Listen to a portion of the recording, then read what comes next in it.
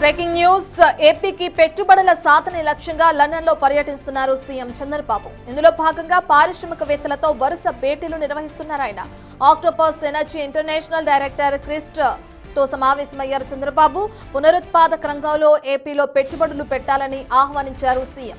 అమరావతి, విశాఖలో అపారమైన అవకాశాలు ఉన్నాయన్నారు. Clean energy, smart grid, data analyst రంగాల్లో ఏపీలో పరిశ్రమలు పెట్టేందుకు ఛాన్స్ ఉందని వివరించారు ముఖ్యమంత్రి. 160 గిగావాట్ల గ్రీన్ ఎనర్జీ ఉత్పత్తి చేసేలా ఏపీ లక్ష్యంగా పెట్టుకుందని ఆక్టోపస్ ఎనర్జీ ప్రతినిధులకు స్పష్టం చేశారు ఆయన. విద్యుత్ రంగంలో ప్రభుత్వ పాలసీలను సైతం ఆక్టోపస్ ఎనర్జీ ప్రతినిధులకు వివరించారు సీఎం చంద్రబాబు.